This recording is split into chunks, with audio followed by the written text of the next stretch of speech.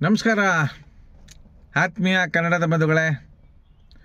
ನಾವು ನಮ್ಮ ಮೈಸೂರು ಹೃದಯವಂತ ಕನ್ನಡಿಗರ ಬಳಗದಿಂದ ಅಧಿಕಾರಿಗಳನ್ನೂ ಬೈತೇವೆ, ರಾಜಕಾರಣಿಗಳನ್ನೂ ಬೈತೇವೆ.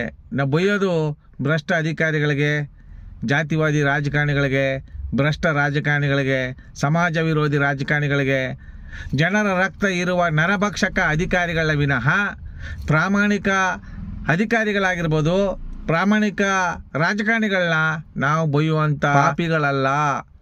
ನೊಂದವರ ಪರ ಧ್ವನಿ ಎತ್ತುವಂಥ, ನೊಂದ ಅಧಿಕಾರಿಗಳ ಪರ ಧ್ವನಿ ಎತ್ತುವಂತಹ, ದಕ್ಷ ಪ್ರಾಮಾಣಿಕ ಅಧಿಕಾರಿಗಳ ಪರ ಧ್ವನಿ ಎತ್ತುವಂತಹ, ಜನಪರ ಕಾರ್ಯಕ್ರಮಗಳು ಮಾಡುವಂಥ, ಈ ನಾಡಿನ ಉಳಿವಿಗಾಗಿ ಹೋರಾಟ ಮಾಡುವಂಥ, ಈ ನಾಡಿನ ಉಳಿವಿಗಾಗಿ ಮುಂದಾಲೋಚನೆ ಇಟ್ಕೊಂಡು ಕೆಲಸ ಮಾಡುವಂಥ ಜನಸೇವಕರನ್ನ ನಾವು ಬೆಂಬಲಿಸ್ತೇವೆ. ದಕ್ಷ ಪ್ರಾಮಾಣಿಕ ಅಧಿಕಾರಿಗಳನ್ನ ಬೆಂಬಲಿಸ್ತೇವೆ. ಹಾಗಂತ ಭ್ರಷ್ಟರನ್ನ ನಾವು ಸಮರ್ಥಿಸ್ಕೊಳ್ಳಲ್ಲ, ದೇಶದ್ರೋಹಿಗಳನ್ನ ನಾವು ಸಮರ್ಥಿಸ್ಕೊಳ್ಳಲ್ಲ. ಇವತ್ತಿನ ವಾತಾವರಣದಲ್ಲಿ ನಮ್ಮ ಕಣ್ಣಿಗೆ 2 ಮುತ್ತು ರತ್ನಗಳು ಗೋಚರಿಸ್ತಾ ಇವೆ.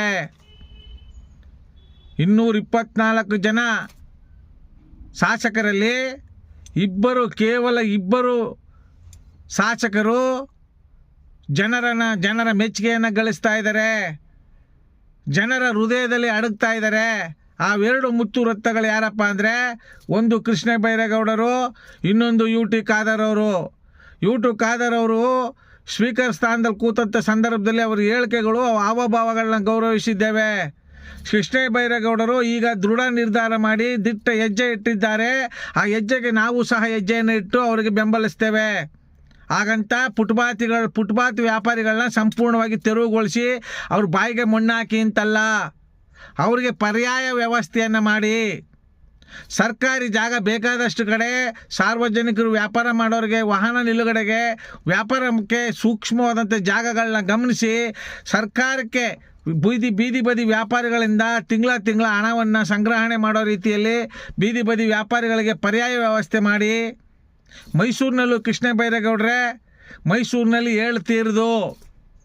ಯಾಕಂದರೆ ಕೆಲವು ಅಧಿಕಾರಿಗಳು, ಕೆಲವು ರಾಜಕಾರಣಿಗಳು ಮಾಡುವಂಥ ಅವೈಜ್ಞಾನಿಕವಾದಂಥ ಕಾನೂನಿಗೆ, ಅವೈಜ್ಞಾನಿಕವಾದಂಥ ಅವರ ಹಾವಭಾವಗಳಿಗೆ ಫುಟ್ಪಾತ್ ಒತ್ತುವರಿ ಸಂಪೂರ್ಣವಾಗಿ ನಾಶ ಆಗಿದೆ. ಮೈಸೂರಿನಲ್ಲೂ ಸಹ ಇದೇ ರೀತಿ ಆಗಬೇಕಾಗಿದೆ.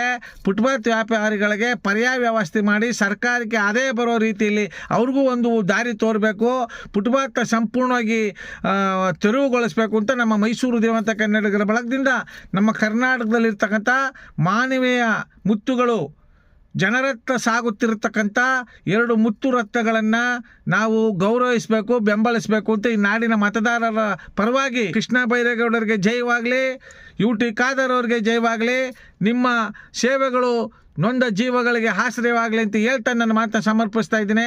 ನಾವು ಬರೀ ಅಧಿಕಾರಿಗಳ ಬೈಯೋದೇ ಅಲ್ಲ, ಬರೀ ರಾಜಕಾರಣಿಗಳ ಬೈಯೋದೇ ಅಲ್ಲ, ನಾವು ಬೈಯೋದು ವಿರೋಧವಾಗಿರ್ತಕ್ಕಂಥದ್ದು ಸಂವಿಧಾನಕ್ಕೆ ವಿರೋಧಿ ಆದಂಥವ್ರನ್ನ, ಕಾನೂನಿಗೆ ವಿರೋಧಿ ಆದಂಥವ್ರನ್ನ,